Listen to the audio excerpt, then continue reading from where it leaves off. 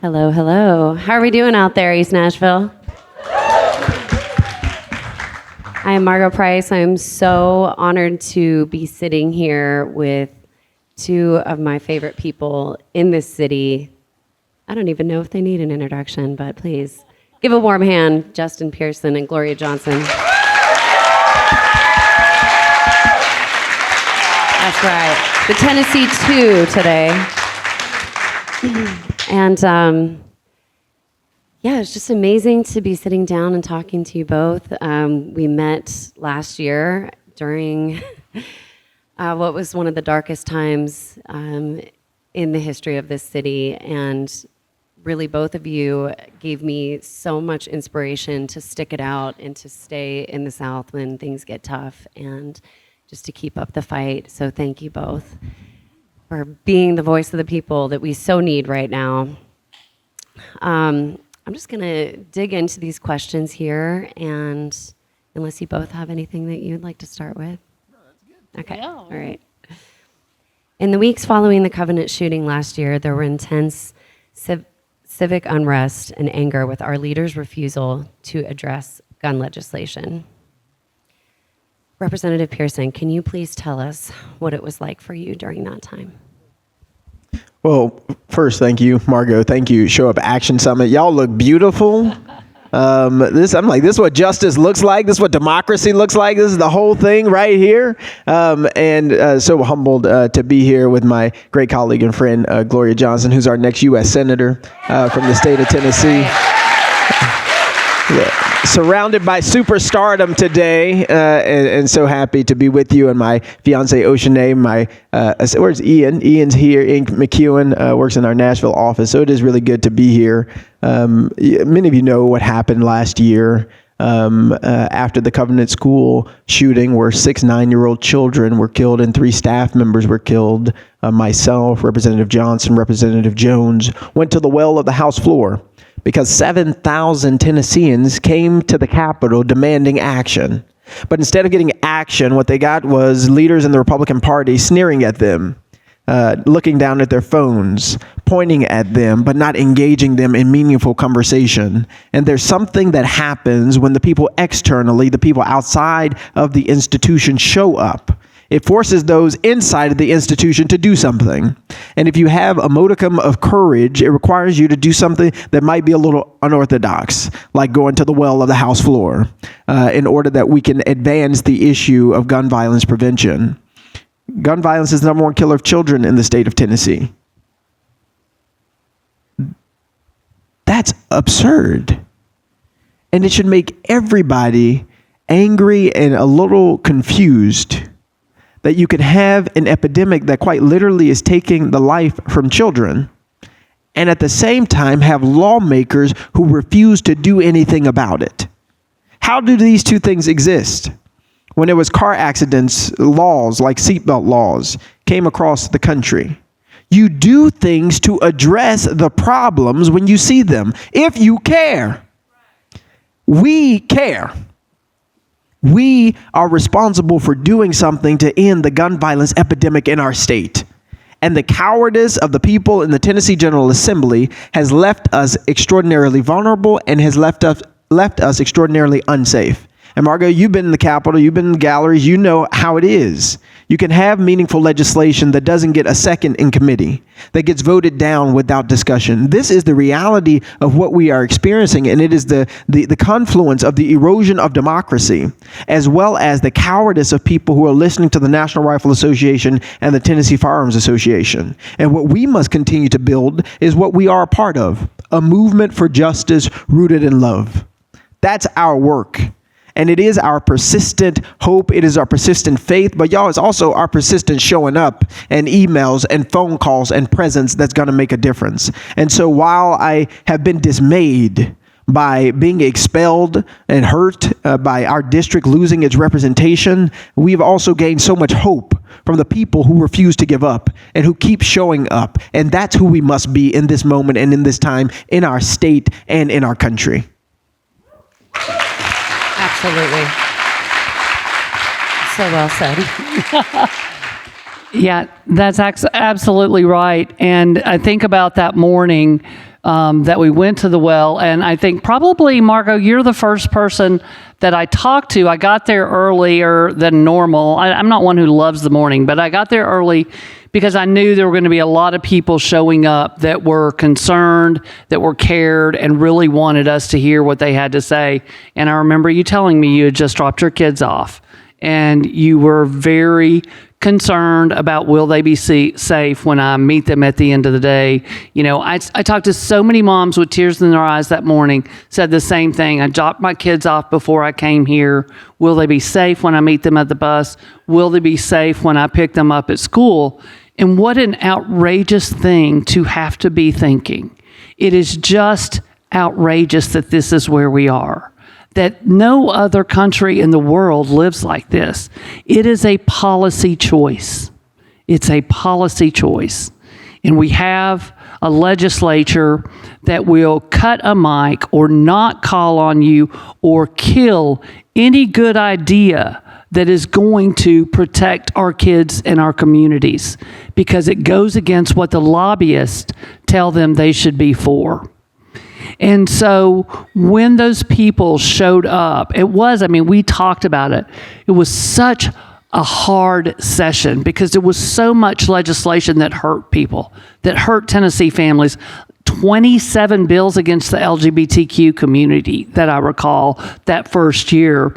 And then after the shooting, we're still proliferating guns. For the last 10 years, they have taken away all protections when it comes to guns. And even this year, we were doing the exact same thing. We had guns, and they found creative ways to kill both of our bills that would help prevent gun violence. And thank goodness that people were there every day from the community in Nashville who cared about ending gun violence. It makes a difference. But when we show up in mass, when you guys show up in mass, it makes a huge difference. There would have been no talk about a special session if you all had not shown up. There would have been no conversation. Now, I'm not saying that yielded much because it did not. This is a marathon, not a sprint. We know this. Folks from every town here know how long you are going to be in this fight. But we continuing to show up at some level. But when you really want to bring the change, you bring the bodies and make them afraid for their next election. That's the only thing that will overcome that lobbyist money that they love so much. It truly is. But the idea that they would not let us address the families or speak to the families that were there who had shown up. And when it was time to walk into the floor, the highway patrolman made a roped aisle for them to walk through so that they did not have to. They didn't even make eye contact. I felt like a lot of the students were on this side of the rope and parents and grandparents were over on this other side of the rope, and they just looked straight on. They didn't even make eye contact. And the kids were yelling, "Please protect us." And so when you're yelling, you're passionate. There's a little spit that might come out. And all they did was walk in saying, "Oh, they're spitting on us. They're spitting on us." That did not happen. No one was intentionally spitting on anyone. And they didn't even bother to look at folks to even see what they were thinking, what they were feeling, try to understand why they were there. And so when we weren't allowed to address them at welcoming and honoring, we weren't allowed, they cut mics. They wouldn't call on me. If they called on Rep. Jones or Rep. Pearson, they would cut their mic if they tried to say anything to address the people. So we just decided that, it had to be done. Those people were hurting. It was a community that was hurting and showing up day after day. And we felt they just had to be recognized, that why they were there was important. It's important to everybody. And we had to recognize that because we have a body now that is so gerrymandered, they are not accountable even to the Republicans in their districts who want gun sense legislation. It's just common sense. When cars were the number one killer of children, car accidents, they did the research. They looked at the studies. What does the data tell us would be beneficial? car seats and seat belts and all of these things we're going to do, it wasn't, you can do things to regulate and protect people without totally removing cars, right? We all still have a car, but if you're carrying kids, you need a car seat. And it made a huge difference in the problem. Why can we not do the same thing about guns? In our Tennessee Constitution, it says that you have the right to firearms, second part of the sentence, and the legislature has the right to regulate firearms for the safety of the public. But guess what? This year, they had a constitutional amendment to remove the second part of that Constitution that they say they love so well. Wow. Yeah, it was, I can confirm they were not looking anyone in the eye when they walked through there. And it was a really, honestly, it was a very peaceful protest that day. People were singing together in beautiful harmony because it was Nashville. And I'm very grateful that y'all had the guts to stand up and say something. Let's see, my next question, you've already kind of touched on it a little bit, but has there been movement in the building this year? And can you share what it looks like, if there has been any? I know they've pretty much shut down every single bill that y'all have tried to bring. And then the second part of this question would be, what is kind of the priorities for the coming year when you reconvene? Gloria won't be there when we reconvene, unfortunately. Right. She'll be in D.C. So I can talk. I'll talk on the latter part. I know it's a lot of music folk here, so somebody knows this mic is a little low, and so I'm having to yell a little bit. So whoever's doing the sound, if you would help me just a little bit. Use that. Look at that talk. Margo knows the talk. One more talk. Look. We are still working to pass. So we had about 15 bills, all related to helping to end the gun violence epidemic, because it is something that is endable. We don't have to live like this, as Gloria articulated. America is very unique in its relationship with firearms and the consequences therein. So from extreme risk protection orders to making sure that people who do have firearms have insurance, to safe storage laws, are all bills that we literally had 15 of them, and I know our colleagues had several too. So we had dozens of pieces of legislation to address this. And the reason I articulate that, despite the fact that many of them did not get turned into law, is that our persistence and focus on this issue matters.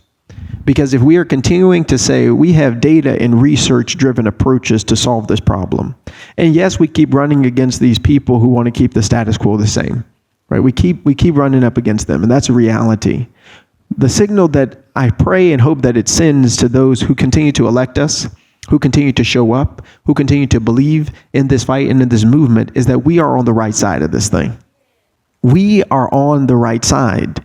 And it is important that we have good legislation. We have better legislators. Some people got to get out of office. But we also need to have really good people who will come to the Capitol and speak on these bills. Right? We need people to come to the Capitol and be in the gallery. We need folks to be angelic dissenters to this status quo. Because if we do nothing, if we say, well, they're not going to pass this anyway, so let's not write anything. They're not going to do anything with this anyway, so let's not fight for it. We succumb to a status quo that has hurt and that has harmed us. And what has always been real about this American democratic experiment that too often has supported the wealthy and white folks over everybody else is the people who persist against the status quo, the people who move against the grain and say, you know what, this cannot be our best moment, right? This can't be our best moment.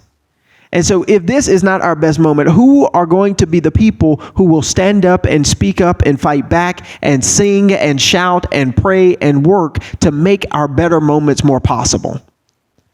And the way that you do that, right, you use your God gifts, right? You use your God hands and your God feet, your God lungs. You use whatever gifts you have toward that better future. And for us as legislators, right, that's in policy. For you, that's the songs that you write, that's the music that you produce. To my friend Aiden, right, that's the tweets y'all send out. We have to align our gifts to the movement to move the conversation and the work forward. But we all, in this moment in time, must do something. And I do believe that this moment that we are living in Tennessee is very special, because 2 years ago, these types of conversations were not happening at the level that they are now. Let's just be honest, right? Like, this conversation that even we're having right now might not have been happening the same way a couple of years ago. Why? Because the air of possibility is stronger. Because people are waking up to our power. Y'all, this our state. This our state. And we have a responsibility and an obligation and an opportunity to ensure that it reflects the values that we hold. And so next session, right, in January, we're going to come back with more legislation. But what we're going to do a little differently is, for each piece of legislation, is make sure we have people who are going to come and show up and speak about it. We want to have you all join us to come before the Republican Party and say, you know what, I believe in this law because I want to make sure that my kids, my nieces, my nephew, my family feel more safe in our state. Because, and then I'm going to pass to Gloria, we ain't going nowhere, right? My family's been in Tennessee for 7 generations, and we got many, many more to go. And so we have to take our rightful place in this state and demand for it to be a better place, because we deserve for it to be a better place.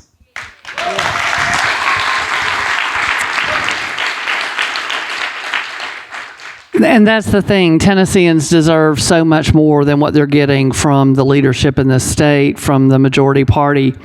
And, you know, he's right. We will bring back those bills. I've carried a red flag law for 3 or 4 years now, I think. And I've carried a safe storage law. It's a safe storage law that they passed in Alabama. I figure if they can pass it in Alabama, surely we can pass it in Tennessee. So there are a lot of things out there. One thing that I've brought forward every year, except this past year, because I had too many abortion bills and too many gun violence bills that I had to bring, is a paid family leave. And I brought that bill for 3 times, possibly 4 also in a row. But it's something that Tennessee families desperately need. And we know that workers stay longer where they are if they're able to get paid leave. And so every year they kill it. However, they have started their own paid family leave. They started with some state employees and with teachers.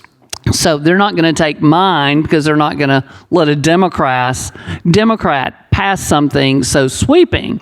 But that's okay. If they steal our ideas a little bit at a time, I don't care whose name on it. Please steal my bill. They've done it before. They've taken the whole thing, written it word for word, and put their name on it. It's like, I don't care. Pass the thing.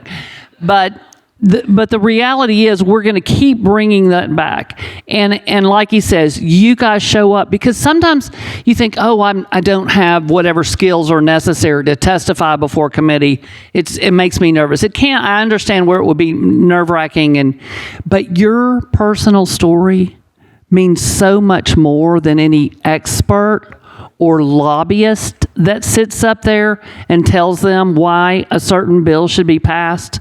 There is nothing that is going to make a difference more than your personal story. When I ran the bill to codify Roe, I told my personal abortion story. I shouldn't have to, but I thought it might help. And my colleagues, 3 of them cried.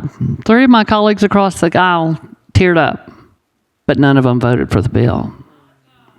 But they're listening, and you've got to keep on and keep on. And so we've got to keep bringing it up, bringing more and more people there, and letting people tell their stories of how it impacts them, because it is the most powerful way to have those folks listen and maybe start feeling a different way.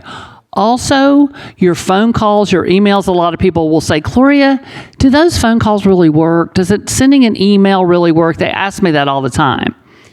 And When you do it with a group, it absolutely does. Because I can tell you about 50 emails will make them run around their office yelling at their assistant, well, what am I going to say? Or what should I say? And what do I do here?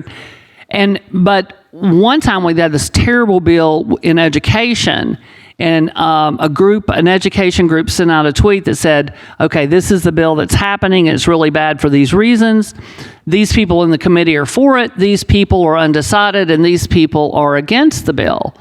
Contact these folks and let them know what you think. And it said, don't worry about the people who are on board with it. You're not going to change their minds. Well, the people didn't listen, and they emailed everybody on the list. And the sponsor of the bill got over 2,000 emails, and he pulled the bill. So it does make a difference. And of course, the more response through email and calling that you get, the more likely you are to actually make a change. And then showing up, of course, really puts a fine point on it. So there's going to be horrible legislation coming up in this next session in the Tennessee General Assembly. I'll promise you that. But as a super minority, really our job is to amend, delay, and defeat. Because they do not need us to pass legislation. We cannot show up and they can pass any bill they want to. And they're never going to let us pass really meaningful legislation. But our job is to amend, delay, and defeat the horrible things that harm Tennesseans that come through. Yeah. I'm sure somebody's running around with the you're out of time sign. No, we got time. Okay. I hadn't seen it yet, but I was imagining. To speak to this point, there was a bill by John Reagan. His nickname, many of you might know, is Racist Reagan. John Reagan and Brent Taylor out of Shelby County. He represents Shelby County. I represent Shelby County, Memphis. Yeah, exactly. Very much so. Boo, Amber. Funny story about how he jumped in a picture with me the other day. I'll tell you later. But he brought a bill that said you cannot study reparations or ever distribute reparations. That was the law. That no political subdivision, no county, no city government would be able to do anything about reparations. This was a real bill. Racist Reagan, Brent Taylor. It passed the Senate. 26-6. Passed the Senate. All Democrats voted against, all Republicans voted for it. And typically when you get legislation like that, when it gets to the House, right, what's going to happen? Right? Typically it's going to pass. First day it comes up, they don't get to it. They rolled the bill. It's so we're going to listen to it the next day. Next day is not on the calendar. Next day is not on the calendar. Now it's on the calendar. So it's just this bill just keeps getting kicked down the road, and we're like, bring it. If you really want to tell everybody what we tell them, that your caucus is overwhelmingly white supremacist and racist, if that's what you want, the message you want to send to everybody, make it real clear, here's the bill to prove the point, right? And so we let's go. John Reagan, he gets up there to present his bill finally toward the end of session, and he starts talking about everything. First, he starts talking about my people, descendants of enslaved African Americans, but then he starts talking about Mexicans, and he's talking about French people, and everybody's objecting, and it's what are you talking about, man? Stick to what you're doing. Ultimately, they tell him sit down, right? We're not going to do this bill today. And his own caucus gets together the votes to destroy his bill, to defeat the bill alongside Democrats. He writes a letter before the vote to defeat his bill. And he says, two of my colleagues, he was really speaking about Rep. Jones and I, but it's all of us, the progressive folks. He says, two of my colleagues have said racist things toward me. And nobody in their caucus is stopping them, even encouraging them to say racist things about me. But I'm still going to bring this bill because I'm a man of my word. And his bill gets to the floor. And I only got 2 minutes. We split up the time. I had 2 minutes to speak. Y'all, I've been praying about this speech for 2 months. I was so ready for this to come up. And then a vote happens almost immediately. He comes up. He talks for 5 minutes. The speaker calls on Sam Whitson for a vote to table the bill, right, to defeat the bill. And do you know it passed and we defeated that bill? So, it's wild, right? Those are the types of things we have to defeat. But the fact that it was defeated in the same legislature that expelled the 2 youngest black lawmakers in the state of Tennessee. Like, that bill was defeated. It's just like a couple years ago, that bill would have sailed through. Without much conversation or debate. But you had folks like Dr. Earl Fisher, who got an online petition started. You have people who are inside the legislature who are fighting. You have our community continue to show up and to speak up and to be like, no, not these things. And like, it does make an impact. And so, and maybe we're going to get to this question, but we need to elect better people. And so vote, donate, knock doors, where the Equity Alliance people back there, register people, but don't just register people. And I'm going to get off my soapbox. Don't just register people. Make sure they go to the polls. If you're part of organizations that register people, I love that. Do that work. And let's make sure we get them to the polls to vote to get some of these folks out of here. Absolutely. The people have the power. We can do it. To the people. Yes. Yeah, we all need to show up. We need to send emails. We need to make the calls. We need to protest. We need to go sit in the galley and get arrested if that's what it takes. Let's see, Representative Pearson, you use social media as a messaging tool, capturing live content and providing almost daily recaps of both bill activity and movement updates. How have you seen this impact your district and the way you represent your constituents? Thank you for that question. It gives me an opportunity to get some brownie points. Please, Oceanae Argilliam, stand up for everybody. Woo!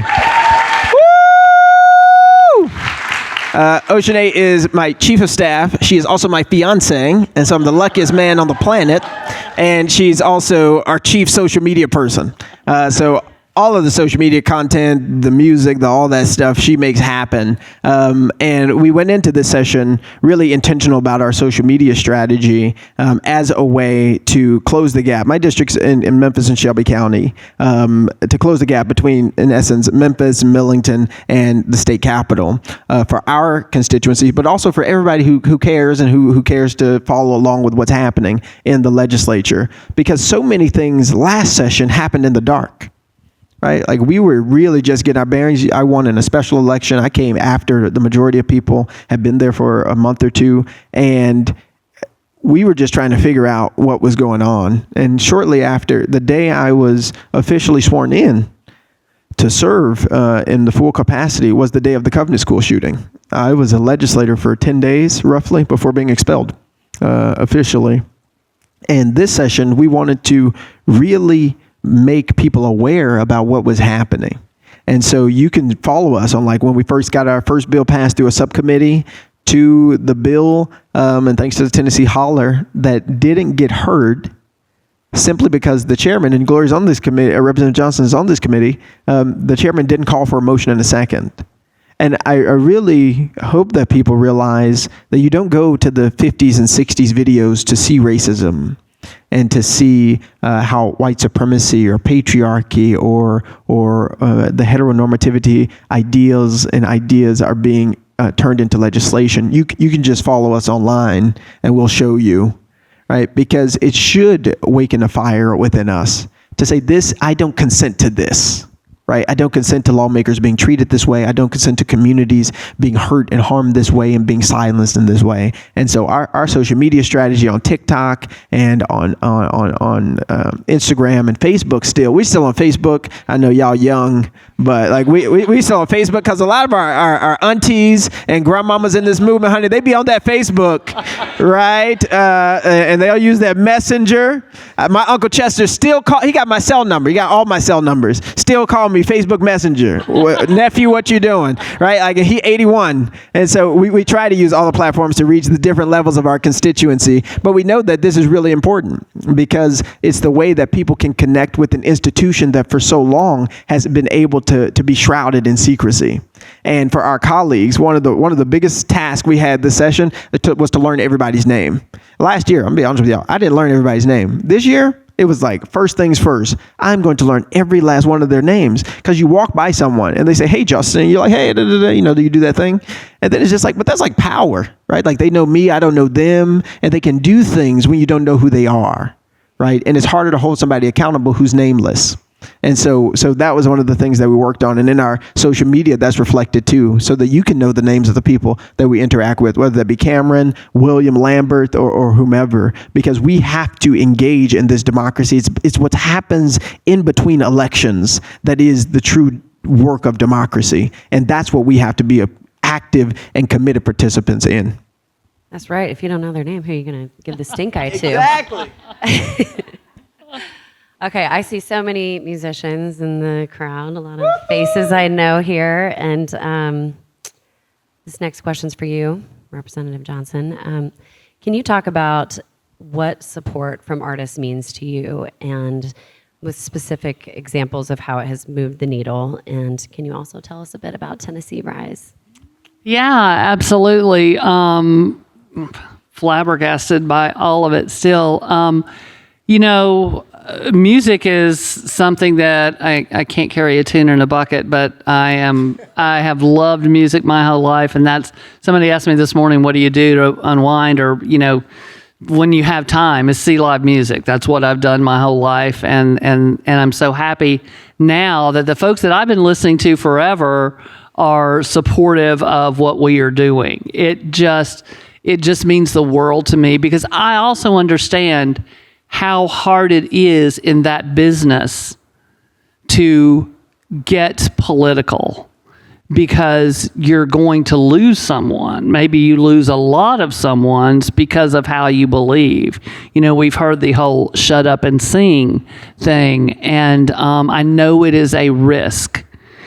But it is also at times like these, when it is a risk, that music and social justice movements go together, and they go together so well. And so when these musicians started saying, we really would love to get involved, how can we be a part of this, and how can we help bring that change? Just like we saw, in the 60s, and we see, and it's all across the world. Oftentimes, music goes hand in hand very heavily with these types of music. So when people step forth, it's just such an amazing honor, and just thinking about the power of that combination. Right now, we are starting on our 95 county tour. We've already been to about more than 30 counties, but we're going to officially do all 95. And in this sweep, I think we finish up July 20th or something like that. But our idea is to go in, we do breakfast in one county, lunch in the next, dinner in the next. And then we have somewhere sort of in the middle of those three counties where we can have an event where people can come, talk, ask questions. And we think about, what about having music? Having some live music, musicians that people like.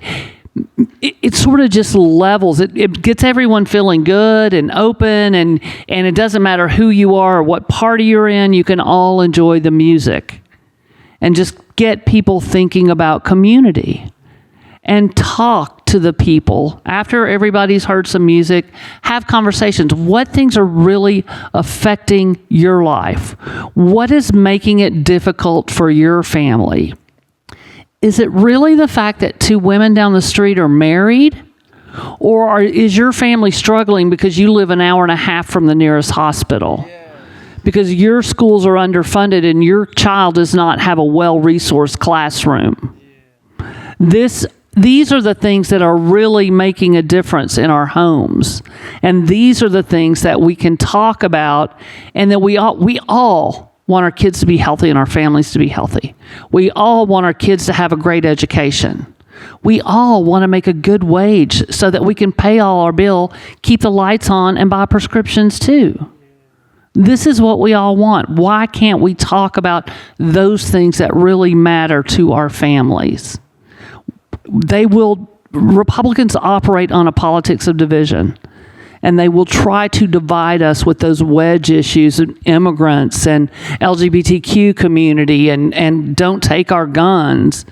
But if we hang together, just caring deeply about our community, building this circle of love, as Allison Russell always talks about. I love when she talks about that, because really that's what it is. there's just no question that you can. I think music gets people in that space where they can feel a little bit better and feel more open and talk to each other. Like I said, I listen to music and go to live music because that's what makes me feel good. And I'm not the only one. So for me, it's just such an honor that these folks have come out. Making this song and getting to be there while it was happening was it was unbelievable because there were more than 30 people there that participated in the recording, all of that. And just to watch it happen and I can't think of the lady's name at the studio, but she was saying nothing like this in 50 some years had ever happened in the studio. Nothing like this. All of these artists coming together for this common cause.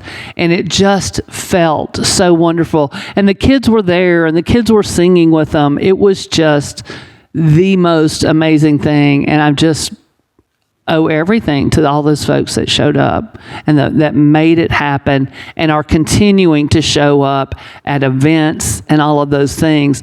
And I think about, I talked with restaurant folks today and they were talking about what could they do? Well, make sure all your employees are registered to vote. They said they could offer specials if you bring in your I voted sticker. Everybody's got their I voted sticker. Bring in your I voted sticker and, get something special at the restaurant or whatever. But the same thing with music, take a second to say, hey, everybody go to the voting site, at a show. Say, make sure that you're registered to vote and make sure you're going to vote. Just to talk about voting, you don't have to talk partisan depending on what the comfort level is. But just reminding people that how important this is, and it feels like we just say this all the time, that, this is the most important election. But y'all, this might be the most important election. This might be the last free and fair election if we don't do it right. So it really is critical, but everybody can do their part. But the voices that you guys have is really huge, and people listen, and it's just, you can do it simply and easily. Are you registered? Get registered. Please go vote. And when you think about it, Tennessee has such a voter suppressed state. We are 50th at times. We're near the bottom, but we have been dead last in the last few cycles. And the fewer the people who vote, the more likely you are to elect extremists. And that's what Tennessee has done. So it's just critical, and you guys can have a huge part in that. And I'm overwhelmed with appreciation for what y'all are doing. We are grateful for you. I think, we've got so much work to do this year. It is an absolutely critical time. What else can we do to help support your journey this year? And I love the idea of, restaurants giving out like a free meal or something. I mean, personally, I just wouldn't sleep with anyone who doesn't vote. We all have to do our part. Don't be friends with people that don't vote. Get them out there. Because if we all just showed up, we absolutely could make a change. I think I hear so many friends, they're like, oh, well, it doesn't matter if I vote anyway because it's a red state. No, it does matter. If you get out and vote, if we all get out and vote, then we won't have to be living like this. Yeah. So, people that don't vote. I will say Margo has done it once already. We might do it again in a week or so, but put my sign on her drum kit when she's playing. Right. That's right. So. Just, little subliminal message there for anyone who's paying attention. Okay, this is a question for both of you here. Our state recently passed HB 2091, also known as the Elvis Act. How will this bill help protect artists? And what else can we expect to see from legislators along these lines? So, one, I'm glad it's called the Elvis Act. There are a couple other people I think we could have named it after her as well. But, Turner? Exact Tina Turner. It's like, you had to get a couple. Dolly. Yeah, you get Dolly Parton. But anywho, we'll take it. Even though he stole black people's music and style. let's just do all that. I met his daughter. It's good. We're good. But let's just tell the truth. I was at BMAC. Anybody was at BMAC? You're at BMAC. You're at BMAC. Yeah, we were there a couple days ago. They had this wonderful sign. It said, "All music is black music." I said, if this don't preach, nothing else will. Look, I think the Elvis Act is actually one of the few instances where you see real bipartisanship. Right, Tennessee is the home of music for this country. Whether it be gospel music, whether it be the amazing music created by folks here, I listen to a lot of gospel. And protecting artists' voice is so imperative, right? Like I write speeches a lot. I don't know if any of you know that. But every time I write a speech, I write at the top of the paper, because I still write speeches before typing them. I say, God, give me the words, right? Like I believe, and I think we believe, like these are gifts, right? That people are given, right? And then you hone them and you practice and you train. You got to do your 10,000 hours and all those things, which you probably got, times and times over. But it is so important that we have legislation that actually protects that, because the world that we are entering into is going to be quite different. There's a great book called The Coming Wave by Mustafa Suleyman, which I encourage anyone who's interested in AI to read.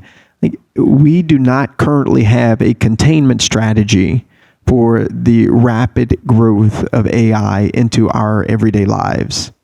We being government. That is at the national level, and that is at the state level and every local level. AI will transform our society in ways that we do not and cannot possibly comprehend. That is not to terrify anybody. That is just to say there is technology, and if any of you have the ChatGPT app, you see this, that you can ask this machine a question like, create a business plan for me to open an ice cream shop. And within 10 seconds, you will have a business plan. Right? That's new, right? I couldn't do that in college, or I would have made all A's, right? That's a different type of world that we're going to be living in. And for our artists, it is these types of tools that could potentially try and replicate faces and voices and sounds and use that to create new music. And then you don't have people who have to pay for it, right? So the exploitation that exists within this industry would be exacerbated. And so those are the types of laws that we have to pass as a part of a containment strategy to protect the people who create something that is really God-given gifts, right? And in talking with BMAC, we were also talking about a guaranteed income for artists. And so that is another piece of legislation that we're going to be working with Mayor Michael Tubbs and some other folks on next year to push through in the Tennessee General Assembly to make sure that we have a guaranteed income for everybody, but especially for artists who are doing amazing work, but who oftentimes aren't getting the compensation that they deserve yet. And so making sure that they are taken care of too, because you should have enough resources, right, to provide for yourself, to provide for your family, to have a roof over your head, and the cost of things is going up. And rent in Nashville, rent in Memphis, even these things are going up, and we have to have a society that cares and is compassionate towards its people. We are not there yet, but that's some of the work that we can do to ensure that we protect our artists, protect the voices, protect the God-given gifts of those who are in this room and in our communities, from Memphis to Nashville to Knoxville and everywhere in between. Yes. Yeah, and that's one thing I learned at the bill signing, talk to the musicians. Well, it doesn't cover us. And so it doesn't cover everybody yet. And that's something that has to be done. So I did learn a lot in having conversations at the bill signing about what was left out, what else needs to come. And then also spent some time talking with folks in y'all's industry about, making sure you get the compensation that you deserve. And the piece of streaming and all of that, how that works is just, it's mind-boggling to me that more of those monies are not coming to the artists, because it's, whenever I quit Spotify, I quit all the things, because I buy the music and I pay for shows. Just, I believe in supporting artists. And so it's something that I'm definitely going to fight for everything that is necessary. And it's all about, listening to what we can do. At the state level, it's a little more difficult because it's only going to cover Tennessee, and the labels are all over the country. They could just go and do it in California, if we passed a law in Tennessee. So hopefully I'll be able to help make some change at the federal level. Yes.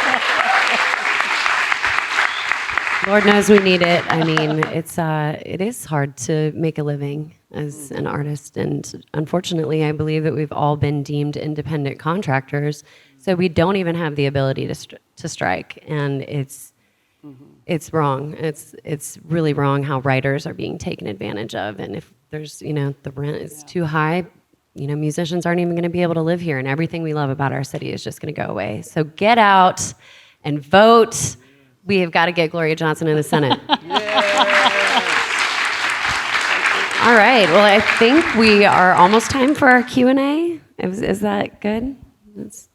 I don't know. I think we should start the Q&A. That was a really good place to end, at least for me. We need people in there that are going to protect our children and protect our musical rights. So thank you all so much for being here. And I'm going to open up the floor to questions right there. Yes. I love a microphone, obviously, but Music City, baby. So we know about all of our issues that are big and public, like stripping away women's rights, guns are out of control. What are some sneaky bills or issues that the right is trying to get away with or will be in the next session that we should be alarmed about? What are they getting sneaky about that we need to call and get in their faces about next time? Yeah, love to. Well, I don't know. Everything is sneaky because they do what are called caption bills. They'll open the section of the code that does education or a section of the code that does health, and it'll say something ridiculous, which means that's not the bill. But at some point during session, they're going to write an amendment, and you can count on it being something terrible. And they won't give anybody time to become aware of what that is.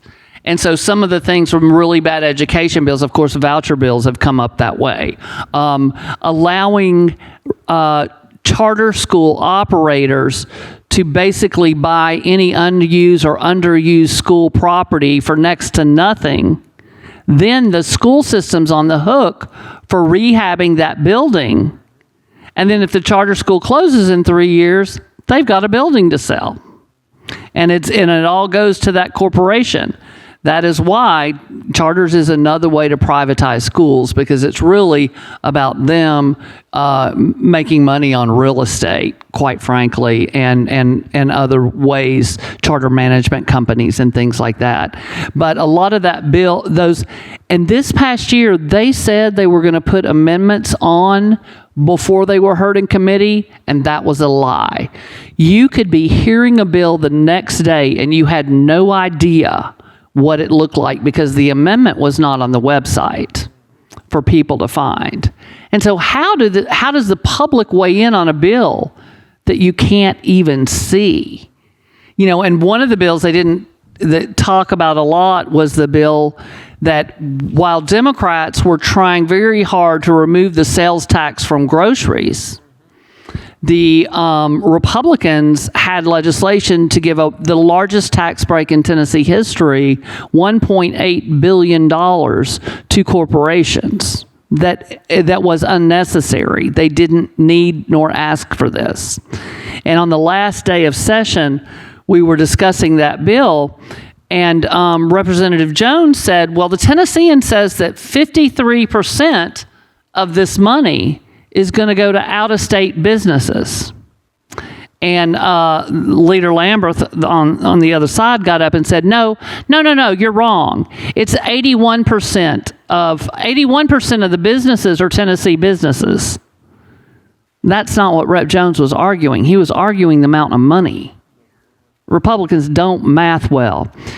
And so then he goes, well, only 19% of the companies are out of state. And then that ended it because Justin was not allowed to talk anymore.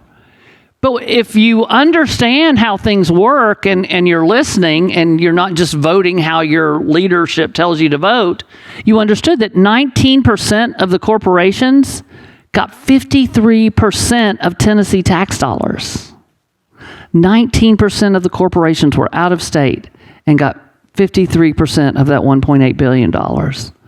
That's insanity, folks. It really is. And stuff like that gets by and nobody knows it. Just like with when we passed the Transportation Act, with the toll roads that they insisted were not to, what do they call them? They're not toll roads.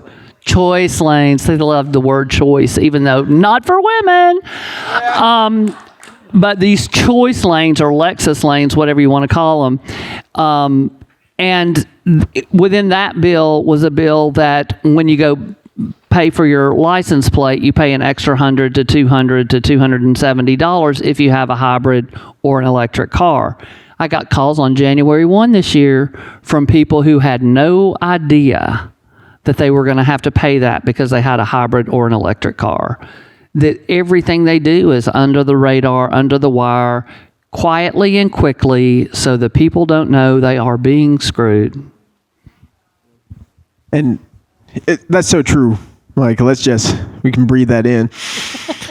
Like, that's real, right? Like, this is, I tell people, my deepest concern is not that there are people who are patriarchal or racist or white supremacist. Like, that's bad, right? But if you put these isms with power, right, that is what leads to tyranny and abuse and harm and violence. And legislatively and politically, that is the reality we experience in this state. Right? Like, that is the problem, is that it has power. And while there are so many things that are done in the dark, there's also a lot of things that are done in the light because there's no fear of retribution. Right? The reason we got expelled is because they didn't think nobody would care. Like, there's a world that gets you comfortable to hurt people.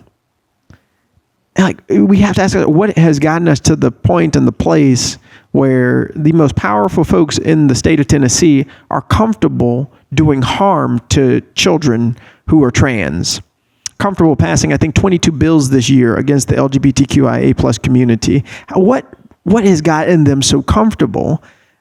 And I believe it's been a lot of silent complicity of people to this status quo. And I mean that for folks who call themselves Democrats and Republicans. If you haven't yelled about the problems, you've been silently complicit in them. If you haven't spoken up or spoken out about the injustice, then you've been silently complicit in them. And that doesn't make you a bad person. That just means you got to, what's the name of the summit? You got to show up. It just means you got to show up and take some action. That's what this moment requires of us. And so while there are so many things happening in the dark, there's a whole lot happening in the light. And the question is, how are we going to respond to it? Because bill after bill that comes up, I lose my voice every session. Because ain't a single bill coming before us talking about literally renaming people who are undocumented to illegal aliens or an illegal alien invasion, and I'm not going to say something. It's because there's a cost, yes, like I've been expelled, right? Like I promise there's a cost associated with anybody who chooses to have courage. There's a cost to speaking up and speaking out. But the reality is, like, it is worth it because the country we're trying to build, the state we're trying to build, it's worth it.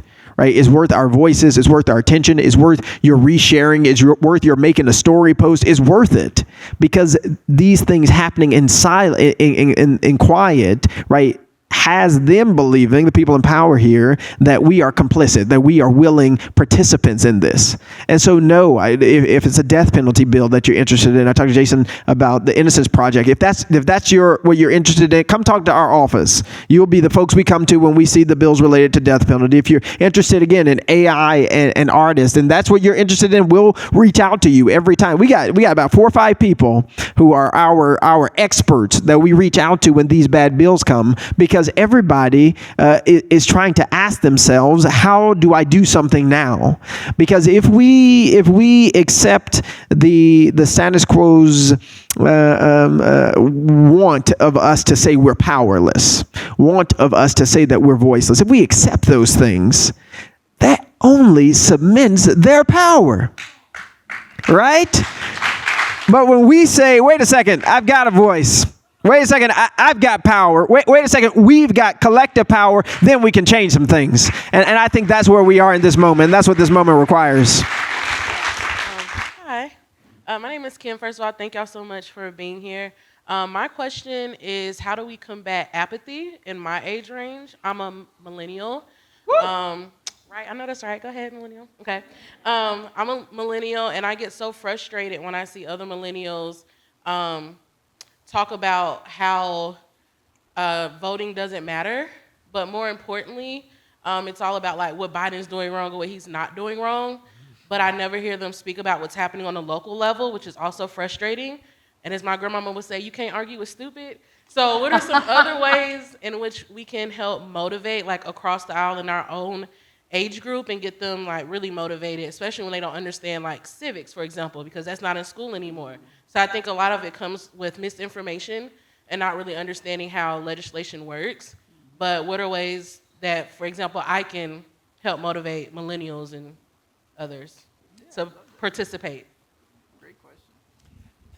Yeah, I think about something Margo just said about, when people say, oh, it's a red state, it doesn't matter. A lot of that, I think, is on the candidate. I think you have to speak to those people. You've got to talk about the issues that they care about. People always say to me, how are you going to get the young people to vote? Well, they're just like any other people. They care about the things that they care about. And so we have to be speaking to those issues. We've got to talk about gun violence is a huge issue that young people care about because they're the ones that have grown up in this situation. They care about climate change because they care about climate change because they're the ones going to be raising kids in a planet we're screwing up. We need to speak to them. And student loan debt, my God, I can't even imagine getting out of college and have $50,000 to $100,000 worth of debt. I worked a full-time minimum wage job, and I think minimum wage at that time was like $5 1/4 or something stupid like that. But I never had to get a student loan. I could pay my way with a minimum wage job when I worked 40 hours a week. And now, that's just a joke, But imagine getting out, wanting to start your career, your life, your family perhaps, and being saddled with that sort of debt. These are things that we have got to be talking about and we've got to take into consideration. And when people say, oh, we just can't afford that, sure we can. It's about priorities. It's about that budget being a moral document. And you need to make sure that what we value is represented in that budget. Just like in our budget, we could have had a $1.8 billion tax cut for corporations, or we could have cut grocery sales tax for every single Tennessean. That is a choice. It's a policy choice. It's a moral choice, and Tennessee made the wrong one. Yeah, no, that's exactly right. Look, I'm a millennial, so I'm like, run for office, right? Do that. There is no wait your turn, yes. Right? The time is now. So do that. We need more people who run for office with a moral compass and moral courage. I think we are also pretty intentional in working on this a lot with our campaign to get younger people in positions of leadership on our campaign, right? Just do it. The first speech I ever gave, I was 15 years old, to the school board of our district because we didn't have textbooks. I was 15, right? There's no need to wait because you already have a voice, you already have power, and so our job is to empower more young people to participate in the process. And the way that you do that more than anything is by proximity. If I want older folks to vote for me, you know where I go? My senior living communities. They're hanging out, and we playing at the piano and doing puzzles, right? That's where I would go. So if you want to get younger people to be engaged, you're probably going to have to go to a college campus or two, right? You're probably going to have to go to the rec center, community center, or something like that where people are playing basketball. You're probably going to have to go to a high school. We were just at Mitchell High School the other day, meeting with some high school graduates or folks who are about to graduate from high school. We have to be proximate. And the other reality is, and this is so important for people who are in elected positions, for organizers, it's also recognizing that the sense of place is also different for people who are Gen Z and who are younger millennials than for my parents or grandparents or great-grandparents. Instagram is a place. TikTok is a place. Like, these are places, right? Like, I don't game, but I might have to get into it. My baby brother, he's like, my God, I swear if he could make his career out of gaming, he would. But like, that is a place for him, right? Twitch, anybody know what I'm talking about? Yeah, come on now, right? Like, these are real places and spaces where people are, and those are the types of places where you want to mobilize folks. I do mobilization at churches. Twitch is a new church for some folk. Right, like, we are going to have to think very differently about where we engage 25+% of the electorate. And I don't think anybody's figured it out yet, but I do know, learning from Brian Stevenson, that proximity is how you reach people. And if you get close to folks and you ask them and you talk with them, as Gloria was articulating, and you meet with them and you say, what are those issues? Environmental and climate justice, dealing with the gun violence epidemic, abortion rights, educational opportunity, economic opportunity. And you say, hey, guess what? I think there's something we can do. Right? That's what you have to tell people, because nobody wants to vote and feel hopeless. Nobody wants to participate in democracy and feel that you're only going to lose. Right? Like, we have wins, and they may not always look like bills that turn into laws. Sometimes they look like bills that don't become laws. Sometimes it just looks like thousands of people marching down Main Street for democracy, right? Like, we have to decide what our movement's wins look like.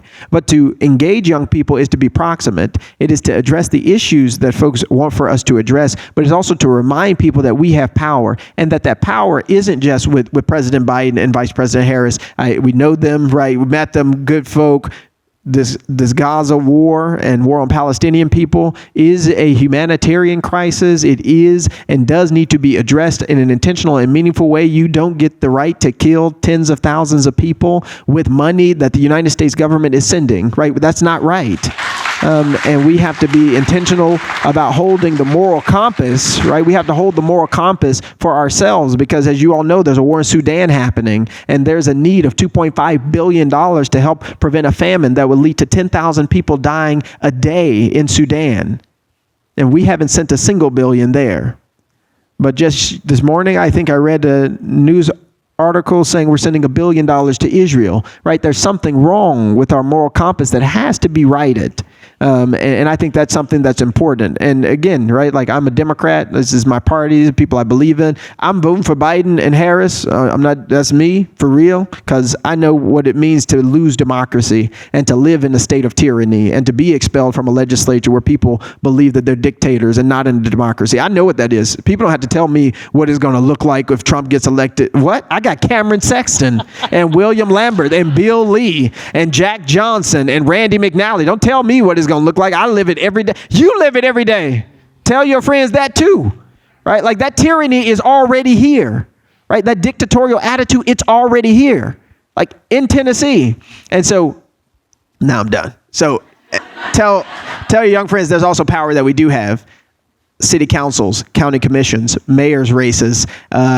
These are school boards. Thank you. School boards. These are places where a few votes can make all the difference. And this is my last very fun thing. We supported a candidate who won city council with 14 votes. 1-4. It was just a school bus, or a church van. Like, that's what you can do. And how much power did that church van have? It turned the Memphis City Council to be majority women for the first time in 60 years. Right. And there's a young man that I got to meet while he was in high school who cared deeply about politics. And he ran in Morgan County. He ran for county commission, started running while he was in high school. His senior year was 18, and he graduated, and he won his election as just straight out of high school. So, hey, start now, start early, get involved. Thank you all so much. Please give it up for the Tennessee 2. Representative Pearson.